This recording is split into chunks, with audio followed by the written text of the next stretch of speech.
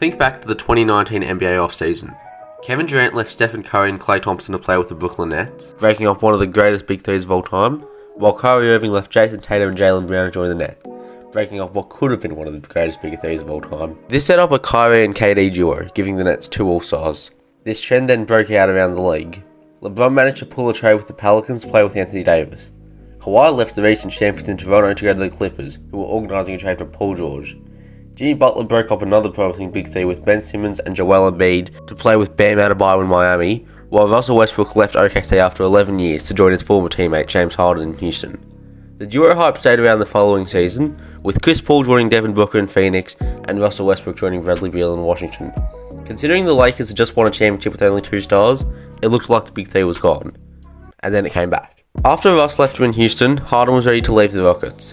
The Nets managed to take him in without giving up KD or Kyrie, and the best big three ever on paper was born. The Nets managed to live up to the hype, and probably would have won the championship if Kevin Durant wore size 10 shoes. But all good, just on it back. LeBron wasn't happy with the Nets having 3 All-Stars, and sacrificed Kyle Kuzma, Kentavious Caldwell-Pope, and Montrezl Harrell for Russell Westbrook, putting Russ on his 4th team in 4 years. Westbrook had also just broken the all-time triple-double record and averaged 23.6 points, 13.1 assists, and 12.8 rebounds in the second half of his stint in Washington. It seemed like a good move.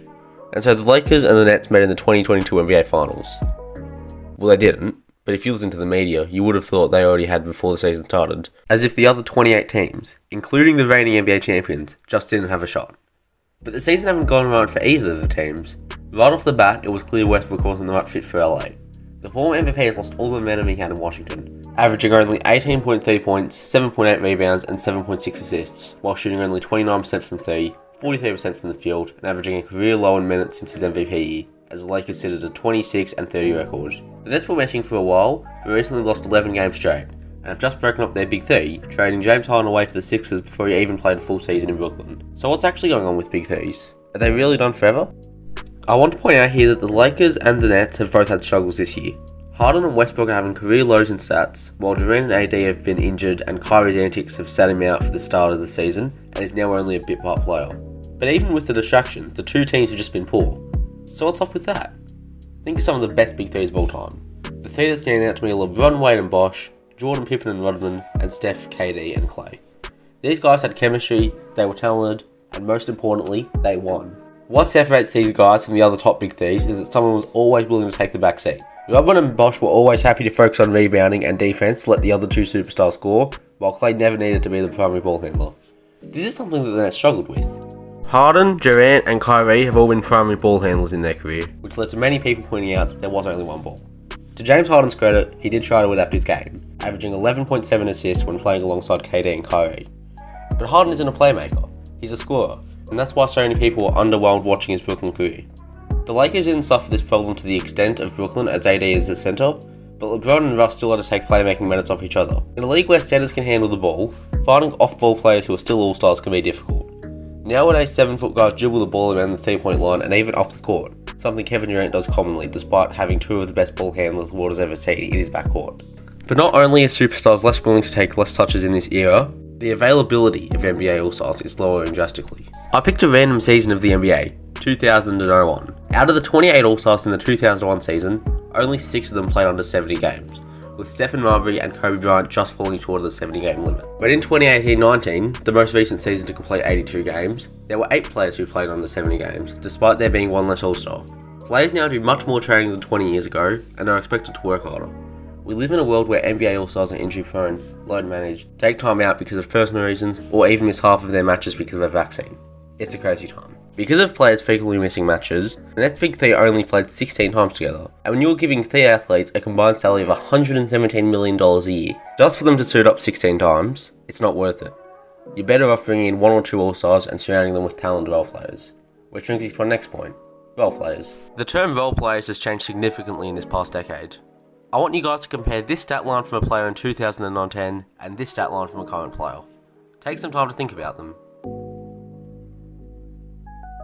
You ready? The 2 players in question are Paul Pierce and Norman Powell. In the 2010 season, Pierce made the All-Star team and took the Celtics to the finals, losing in 7 to Kobe Bryant and the Lakers. Norman Powell, meanwhile, is a definition of a role player, at least by today's standards. You can find guys who are averaging almost 20 points a game and pay them only $15 million a year.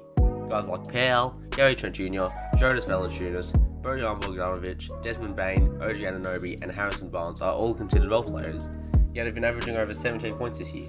Even Luguentz Dort, who is considered a defensive player, is averaging 17.2 points. These guys are all so successful right now, purely because they're playing their role perfectly. And this doesn't even consider guys that are above role players but below all-star level. Players including Tobias Harris, DeAndre Ayton, Drew Holiday, maybe even Jusuf Nurkic. They all fall into this category. Big threes can be fun to watch, but they don't work out more often than they do. Look at the Bucks last year. They only needed one actual superstar. Then they got two borderline all-stars and solid role players, and that was all they needed to win a ring. You could even say the Lakers team before followed a similar route. Sure, they had two superstars, but no one else close to that level, and instead got guys like Caruso, J.R. Smith, Dwight Howard, and JaVale McGee to all step up and play well. This is what happens when you don't give three guys overloaded contracts, and then settle for average and below average role players. This is what happened to teams that had 3 or more all-stars but still failed, including the 1997 Rockets, the 2014 Nets, the 2016 Knicks, and the 2012 Lakers. If you look at those teams, you'll see how unbalanced rosters are. Sure, the star glide-off looks great, but if those superstars go down, play poorly, or have poor chemistry with each other, there's no one else who can get things back on track. And since this has happened with not one, but two of what could have been the best two trios of all time, I truly believe that the days of the big three are numbered. That's all for today, guys. Let me know what you think of this down below, and I'll see you next time.